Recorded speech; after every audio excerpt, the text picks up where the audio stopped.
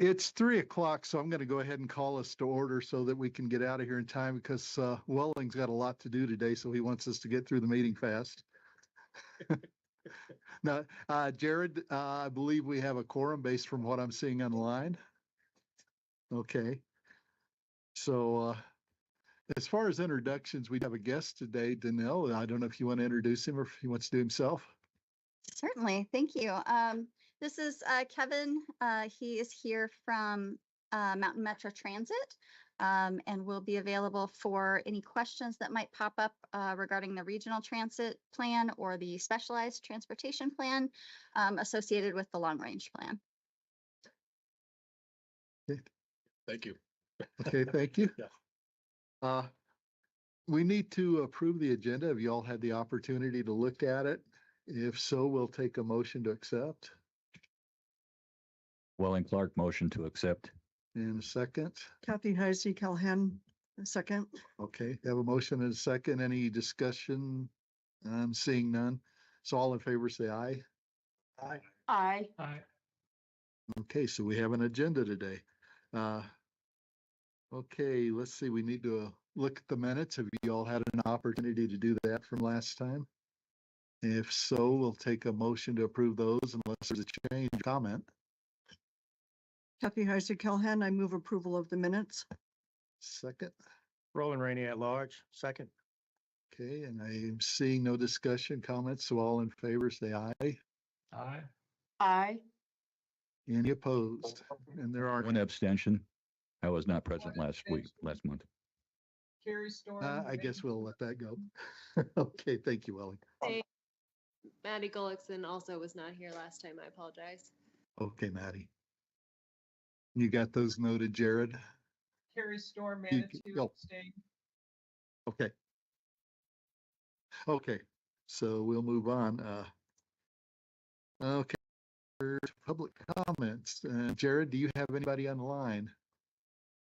So, Mr. Chair, I will ask anyone who's online who's not a CAC member to please use the raise hand function and let us know they'd like to provide a public comment. Same thing for those in the room. If you'd like to provide a public comment, please go to the podium at this time. While we're allowing those two things to happen, Mr. Chair, I'll just let you know and the rest of the committee that we did not receive any advance requests for public comment. We did not receive any written public comment that we would have submitted to the committee members in advance of this meeting. Having said all that, no one's at the podium, no hands are raised. I believe we can move forward at your discretion. Okay, thank you. And moving on to action items, Danelle, I think we're up to you. Yes, thank you. So our first item for action is the annual safety targets. These are our CDOT set targets. We had David Swanka come in to give a presentation on these, I believe last month or the month before.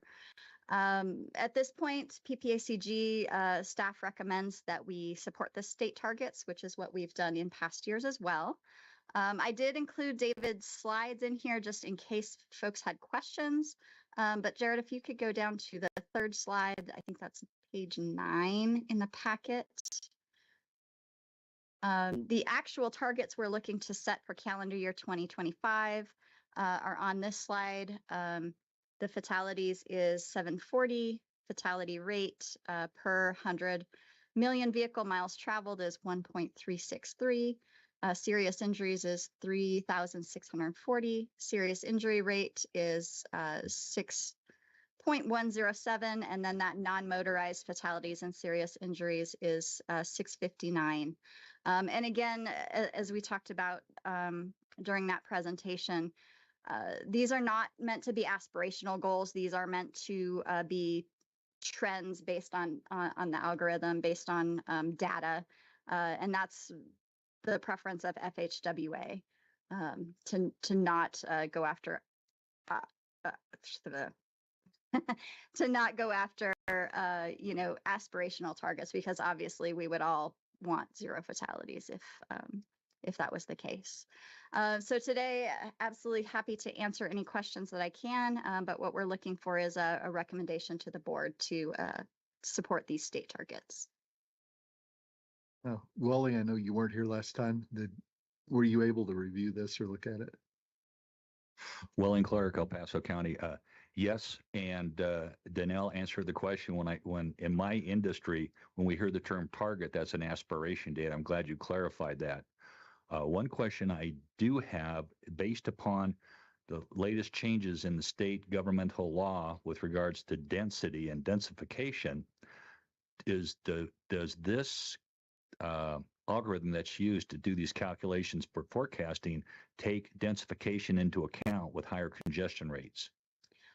They do. They look at a variety of things. I think highest on the priority is just the overall trend. And since it is a statewide target, it's kind of evened out a bit, but they do take population and that into account. Okay, thank you. No more questions. Anyone online have a question? I'm not seeing any, but anyone else in the room?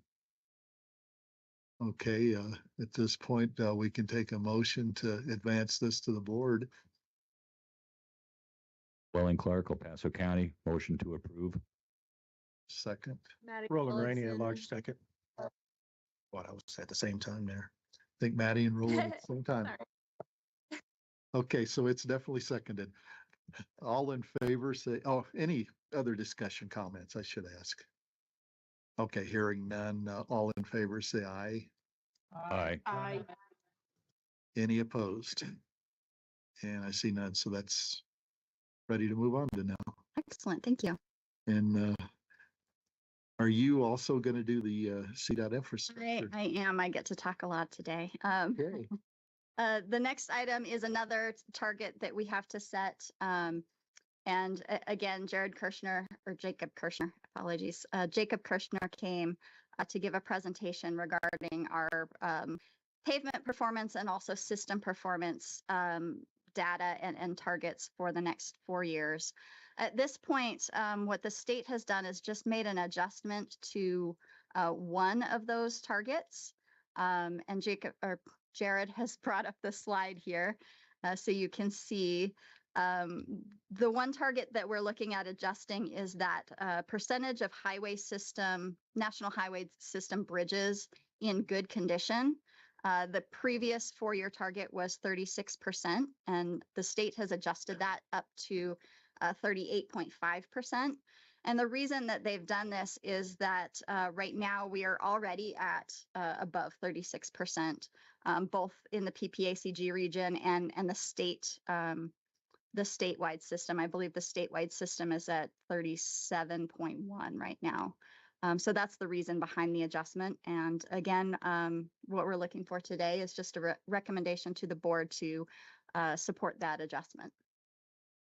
I forgot to ask Jacob last time, how do we compare to the rest of the state? In percentage? I Yeah. can't see it. Oh, okay. It was the angle. I'm sorry. No sorry. worries. It was the angle. Okay. So we for bridge condition, we are actually a little bit below the state as a whole in terms of good condition bridges, but we're actually a little better than the state in that we have a smaller percentage of poorly rated bridges. So pretty close to on par. Okay. Depends on which statistic you look at. Okay. Thank you. Any other questions that aren't bifocally impaired? Well, and go ahead. Okay, there, how's that? I'm talking about me. For those not here, I took my glasses off. Welling Clark, El Paso County. Question on slide 5 and 6. Before 2020, I noticed that our county was actually had a higher percentage of good roads, and then as of right now, we're just about 1% below that. And it looks like the last 4 years we had level lining out. Do we think we're ever going to get back up to those higher levels that we had where we were in the 40 and 50%? That is a great question. And I would have to probably defer that a little bit to CDOT. However, just given conversations that I've heard, discussions with the TAC members, things like that, I would guess that construction rate costs have gone up considerably post 2020, and I would guess that that's probably part of that decline. But I would have to confirm that with CDOT. Yeah, and the reason I brought it up is just in the past, our county, our PPACG was actually higher than other areas of the state. And now we're kind of on a parity with it right now. So that was just brought that interest in. Yeah. John probably has better information than I do. I don't know about better. And Jeff Guthrie's on the line. So Jeff, feel free to turn your mic on, or Lindsay, and jump in here.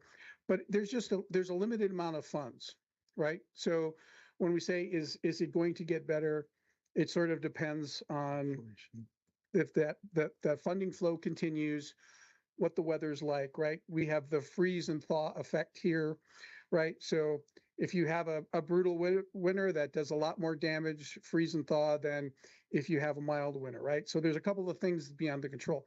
But at the state level, Transportation Commission set their priorities and Performance Directive 14, and they are looking to make safety and maintenance of the roadway more of a priority. In fact, it's a little bit of a contentious item because they actually took roadway construction and new capacity and lowered that down. So that's a little bit of a contentious item. So it's a good news, bad news thing. If you love capacity, you might be a little bit like, well, they shouldn't have done that. But the good news is that means there's going to be more money and more of a priority for providing maintenance to the system statewide. So Jeff, do you want to add anything to that, or did I kind of hit the CDOT line well enough for you guys? The other thing, thank you, John. The other thing for everyone to consider is our construction budget varies from year to year, just like any entities. And, some years obviously higher than others. We do track, obviously, the rolling averages. You will see that in the past, I want to say 2, if not 3 years, the state, have had to focus also on pavement condition along our interstate system. And so, those funds have to come from somewhere, right? And so when you look at the slides that headquarters included in here detailing the PPACG area, that's the state highway system in your area, which obviously contains Interstate 25, but also each US and Colorado state highway. And so just consider that. I'm sitting here just trying to frantically pull up different data, but if anybody does want to follow up with this really good question about how the infrastructure condition is in your area, do please reach out to me. I can put my info in the chat, and then I can ask the actual experts here at Region 2 to give you the data, what we've spent, and in what programs and where. Is that a lengthy document? It could be. It's not necessarily a document, Commissioner, as opposed to how I could put together over a little while here. In light of the holidays, please give me some grace. Just maybe system lane miles in the PPACG region, along with, like I said, tracking expenses in different programs like surface treatment versus new construction. So maintenance existing versus.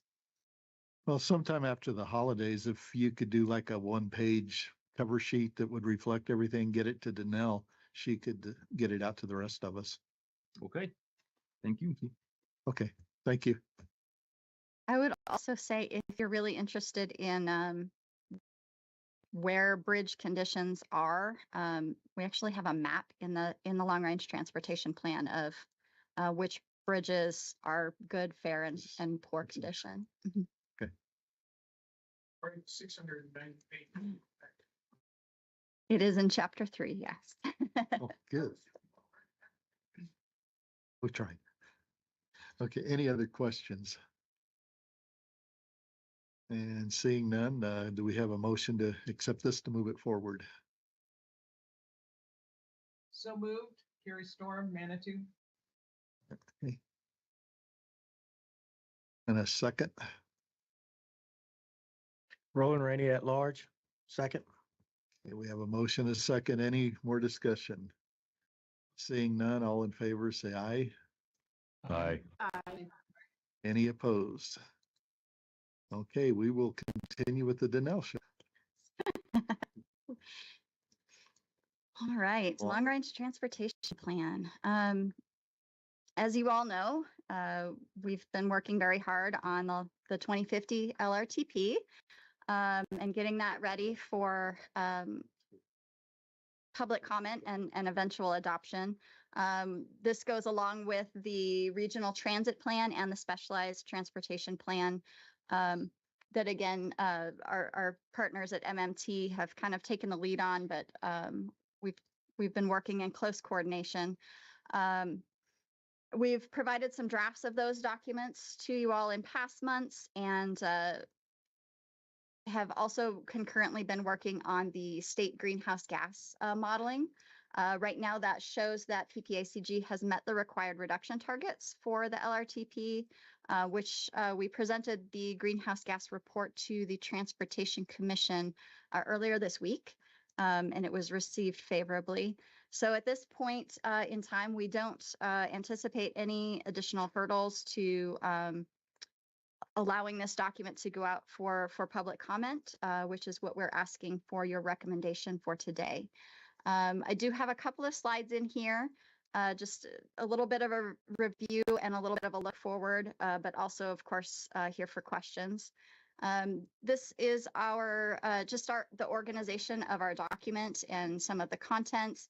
Again, you'll see down in the appendices there, the full regional transit plan and the full specialized human services plan are in that document, which is part of why it's so long.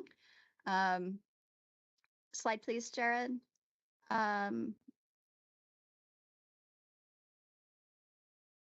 These are slightly different slides than I was expecting. That's okay. So this is just a look at what we are projecting for our regional growth.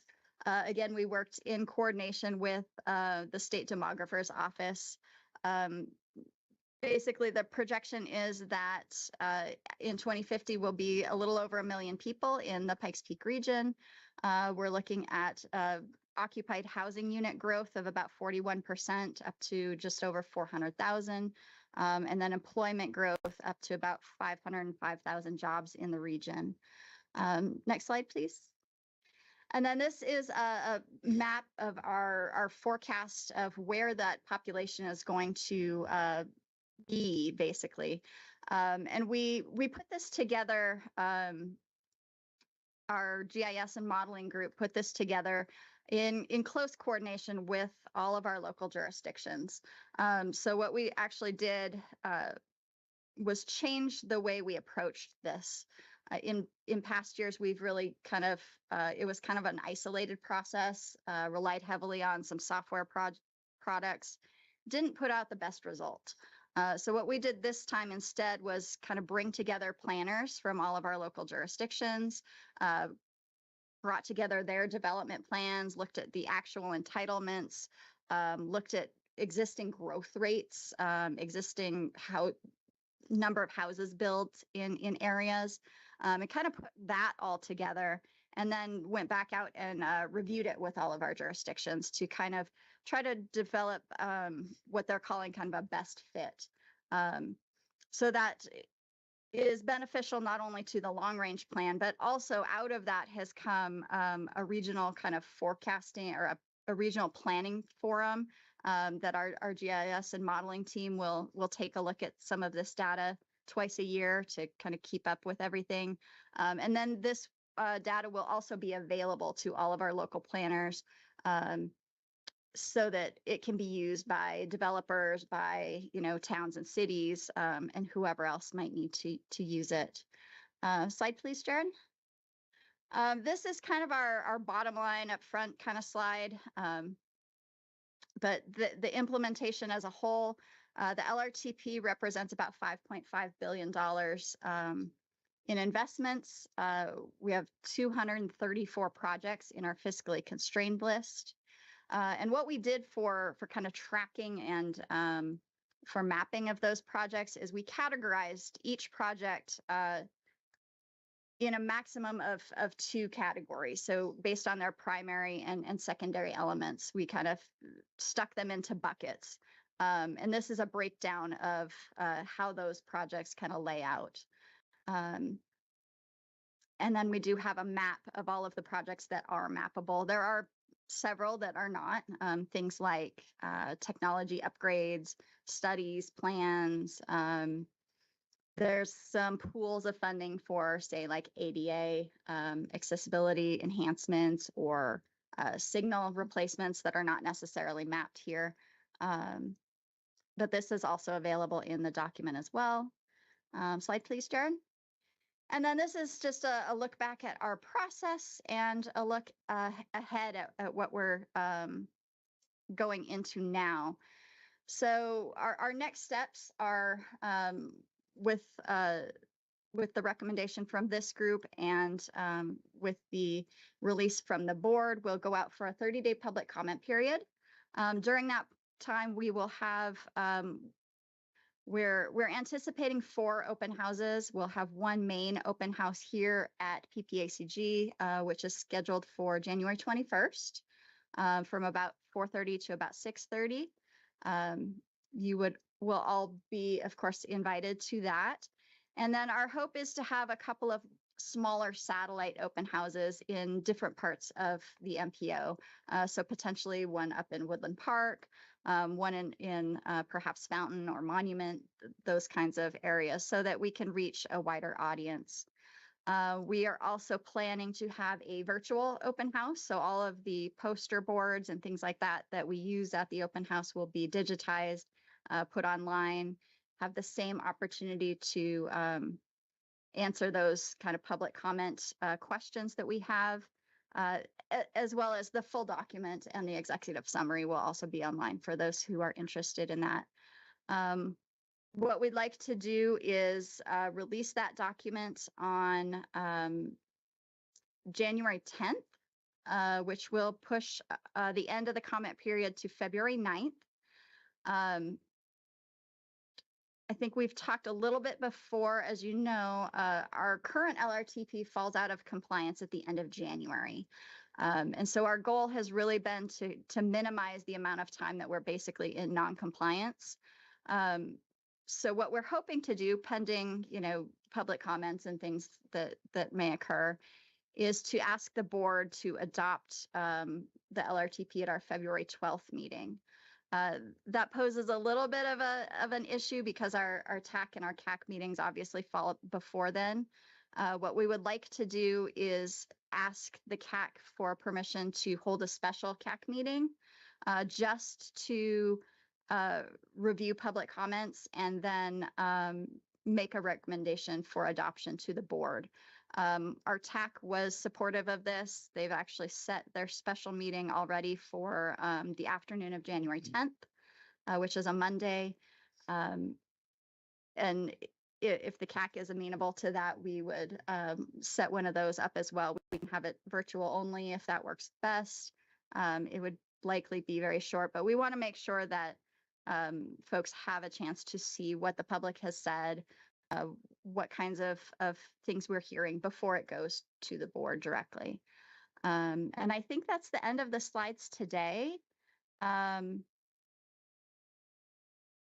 did want to bring up a couple of things that as CAC members, we would love to have your support when we go out for public comment with sharing this with your communities. If you're able to attend open houses or share our open house information with folks, that would be great. And if you do have any suggestions for us on how to make the open houses more effective or how to reach your communities, we would be happy to get that kind of guidance from you. And I think at this point, again, your packet has the full executive summary with the LRTP, with the regional transit plan and the specialized plan. If you have any questions on that, we're here to answer those now. But what we're looking for is a recommendation for the board to release for public comment. And so are you asking for us to do 2 motions, one for this recommendation and another one for your special virtual meeting or whatever? We can do it that way. We didn't do a formal recommendation for the special meeting at CAC or at TAC, but okay. if you'd like to do that, we can. As the chair, the chair, one of the chairs. Yeah, Abilities is to set meetings. Okay. So, but that being said, this is democracy. So if everyone, if we can have a vote, that's always good too, right? So, but Well, it's just not Since necessary. I'm That's all going we're out and saying. Roland's coming in, we just discussed that for virtually, so. Yeah, so it virtually would be great. And again, the TAC has already agreed to do it Monday, January 10th at 1 o'clock. Mhm. So that's the only time that's sort of off the table. Otherwise, we will move things around because again, as Danelle had mentioned, we're just trying to make sure that our non-compliant plan is non-compliant for as little amount of time as possible. Jared? And I just want to clarify because it's just been slips of the tongue. February 10th. I'm sorry. Oh, I'm yeah. sorry. February. Both Yeah. John and Danelle have made the both same slips, not to call them out, but since it happened twice, I Oh. want people to think, Yes, February 10th. yes. Now we know why he's on the pedestal back there. Yeah, Thank you, Jared. thank you. Yes, February 10th. Okay. Yep. And again, these are all, yeah, there's just, it's one of those things we've been sort of inching, and then all of a sudden the dam broke free and now we're just trying to get everything done. So it's the dates, I apologize, the dates do sort of run together in my brain of what we have to do in January versus what we have to do in February. So yes, it would be February 10th. Okay, my thought at this point, and Roland. I did, I'm sorry. No, anyway, my thought is, let Danelle and staff schedule the virtual meeting and let us know. All right. Well, You and know, you know your schedules better than we do. but we do need to make sure we work with your schedule because it needs to be a meeting of record. And for it to be a Yeah, meeting as of record, long we as need to have a there's- quorum. Sufficient notification, I think we'll be fine. Yeah. Because we're only talking, what, 10, 15-minute meeting and something in that case. I do not want to presuppose the public comment. If it goes as of in years past, it would be a relatively quick meeting, Okay, but I do not want to okay, eliminate the ability for the public to understood, utilize the full hour, understood. just in case our federal friends are watching. that I okay wanted with you, to Roland? answer correctly. Yeah, so then I would say at this point, since I'm going out, coordinate with Roland and Okay. notify the rest of the people. Will do. Thank you. Okay, thank you, John. Then I have one question, Roland Rainey at large. Outside of the virtual and open house sessions, what other type of mediums are we going to use to get the information to the public? Is it going to be social media mostly? Is it going to be on the PPACG website? It will be both. We will have it, of course, on the PPACG website. We will have some social media announcements that it's available for public comment.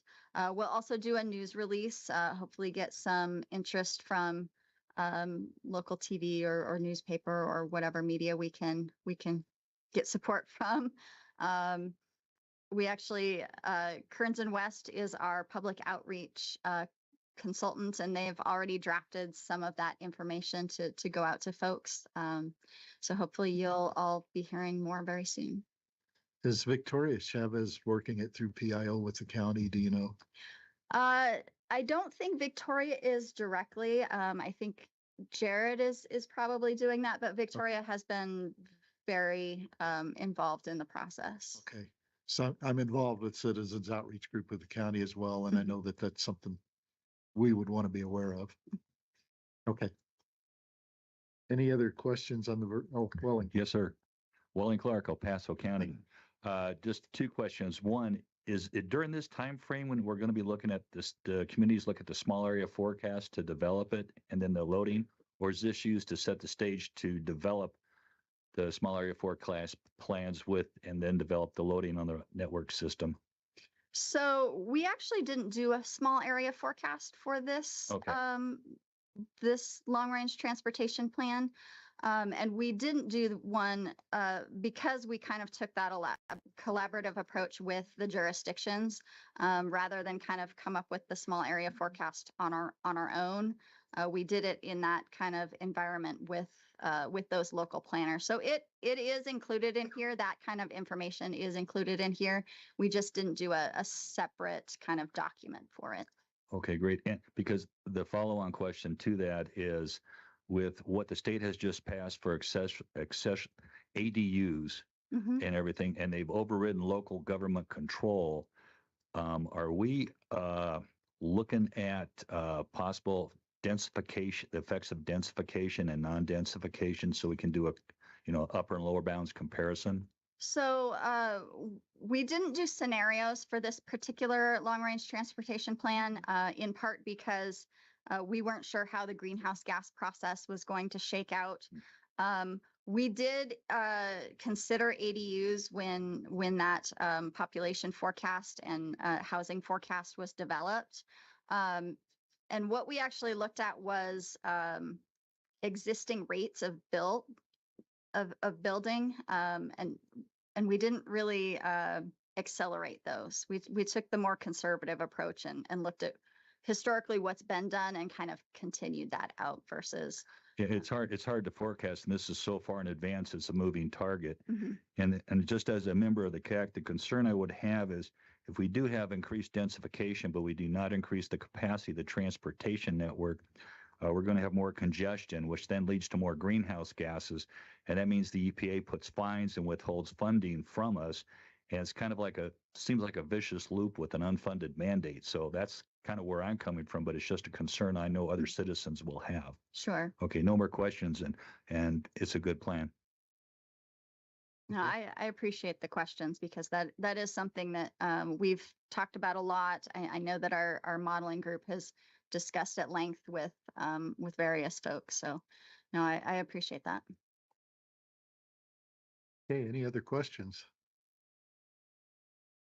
Okay, seeing none, we need to have a motion to accept the LRTP long-range plan Welling Clark, El Paso County, motion to accept.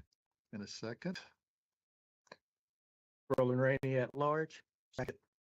Any additional discussion? And I'm seeing none online.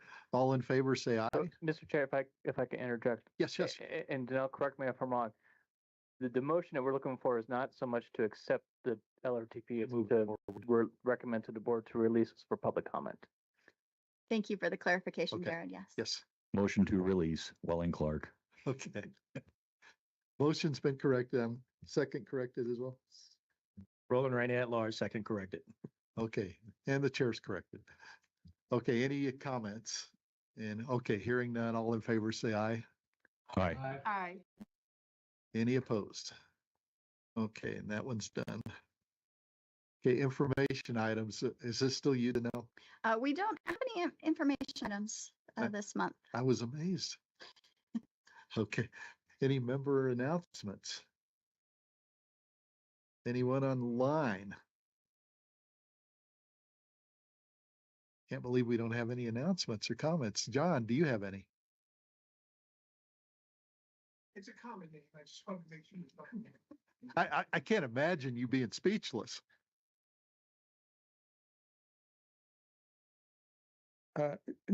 No additional comments, but other than, again, we'll appreciate everyone's help getting this long-range transportation plan to the line, right? This was a sort of a wrinkle. Normally, we have federal rules that we have to abide by, and those are rules that I've understood my whole career, right? So I had a path forward. The adding of the state GHG again caused a lot of flex in our schedule. And again, it was never our intent to sort of run up against a non-compliant plan, but here we are. And so again, any additional help we can get either at the open houses or getting the information out to make sure that we can get there to the end. What we don't need is a group showing up at the meeting on February 12th. See, I said February, not January, saying, I never knew this was happening and I've got a big issue. And then all of a sudden, you know, we have issues with our meeting our schedule. So the sooner, if there are issues, the sooner we know about them, the sooner we can fix them, the sooner we can address them. And so again, we're really hopeful to have your sort of help. I know we have some other folks that we're going to reach out to, like Brandon from Kono has said he would help us get it out. So again, for any groups you happen to be part of, if you could help us with that, it would be greatly appreciated. So thank you. Question, John. Welling Clark, El Paso County. when would you expect to have a one-page press release with this information you would like out that we can send out to all our different contacts? I'm going to let Danelle answer because she's been working with our consultant, Nelson Nygaard. I think they've already have it written. We're just sort of waiting to hit send, right? That is correct. We do have that draft written. I think wanted to confer with Jared. I think we've been holding off, I think, just to make sure that the board, we don't want to suppose what the board's action will be. So once we have that action, I think we can share with everyone. Will that then occur in early next month? Yes, Okay, thank you. And that was what, January 8th? the 8th of January. So January 8th, hopefully the board will say, yes, we're comfortable with this. We will release it for public comment. Then we have the Transportation Commission taking action the following week, I believe on the 16th. Is that correct? Yes. And so there is a possibility that we could be rushing towards the line and it gets moved on us again, right? I shouldn't say again, that's petty and small of me. But there's a possibility that we again have to make additional adjustments or flex again. But that being said, we are moving forward under the assumption that everything is meeting compliance and everyone's cool. And now, since we've gotten away, I think we're good with the feds. I think we're going to be good with the state. But now I want to make sure that we don't get almost to the finish line and again have some neighborhood groups show up and say, we didn't know anything about this and we don't like this one particular thing. Again, maybe we can change it, maybe we can't, but at least we can have that discussion so it doesn't sort of muddy the waters. Since again, we're basically meeting with you guys, on the 10th or 11th, and the board's going to do it February 12th, right? We're not going to have a lot of time to have a lot of negotiations back and forth. So the sooner we know about these things, the better. Anyone else? Okay. Upcoming meeting schedule. Obviously, we're going to have the additional meeting with the virtual, and Danelle will keep us posted with anything else. Wellington. With regards to announcements, I was informed by one of our esteemed colleagues here that today is someone or thing's birthday. Roland, Space Force. That is an accurate account there of the conversation. So yes, today is officially the 5th year anniversary of the United States Space Force, and I'm quite sure they're out there celebrating mostly the impacts and moving the mission forward the way they did in a very short amount of time. And I'm definitely honored and privileged to having been a part of that.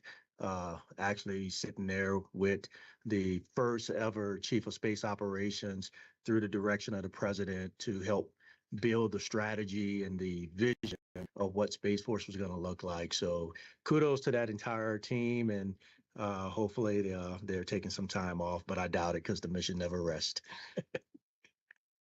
Good one. Thank you, Willie. He's on top of it. Yeah. Okay, anyone else? Well, I just want to thank you for the opportunity to be chair the last year, and I'm looking forward to having Roland take over. So with that, thank you again, and we are adjourned.